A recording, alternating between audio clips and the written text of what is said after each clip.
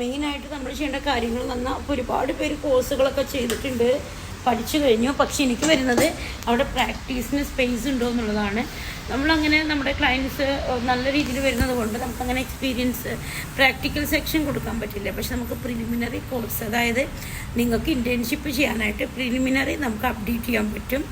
അപ്പോൾ beautician course പഠിച്ച എല്ലാ കുട്ടികൾക്കും പ്രിലിമിനറി, അതായത് അഡ്വാൻസ്ഡ് ആയിട്ടുള്ള കാര്യങ്ങൾ നമ്മൾ സപ്പോർട്ട് ചെയ്യുന്നുണ്ട്.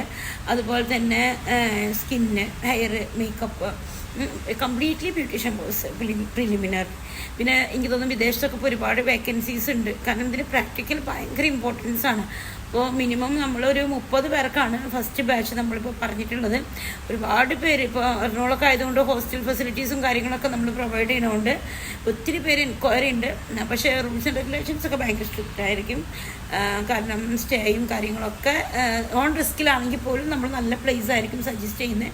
3 months കോഴ്സാണ്. ഓൺലൈനും ചെയ്യാം, തിയറി, പ്രാക്ടിക്കൽ ഇവിടെ വന്നിട്ട് പ്രാക്ടീസ് ചെയ്യാം.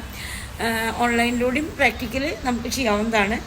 അപ്പോൾ കോഴ്സിനെ കുറിച്ച് കുറേ ഇപ്പോൾ കാര്യങ്ങൾ അറിയണമെന്ന് ആഗ്രഹമുണ്ട്. എന്താണ് എങ്ങനെയാണ് ഞങ്ങൾക്ക് പഠിക്കാൻ പറ്റുക, സ്വന്തമായിട്ട് സ്ഥാപനം നടത്താനാണെങ്കിൽ. കാരണം നമുക്കറിയാം ഇന്ന് സ്റ്റാഫിൻ്റെ ഹ്യൂജ് സാലറി നമ്മൾ നന്നായിട്ട് സ്ട്രഗിൾ ചെയ്യുന്നുണ്ട് അല്ലേ. അതായത് നമ്മുടെ സ്റ്റാഫുകൾക്ക് എത്ര സാലറി വരും. അപ്പോൾ ഓണേഴ്സൊക്കെ സംബന്ധിച്ചിടത്തോളം കുറേയൊക്കെ ബേസിക് ആയിട്ടുള്ള കാര്യങ്ങൾ പഠിക്കുകയാണെങ്കിൽ കുറേ ഐഡിയകൾ ഉണ്ടാവും. പിന്നെ വെഡ്ഡിങ് സീസൺ വരികയാണ്, കുറേയൊക്കെ നമ്മൾ നമ്മുടെ കാര്യങ്ങൾ ചെയ്യാനായിട്ടുള്ള വളരെ ഇമ്പോർട്ടൻ്റ് ആണ്. അപ്പോൾ ഇന്ന് നമുക്ക് അത്യാവശ്യം നല്ല ക്ലയൻസ് ഉണ്ട്.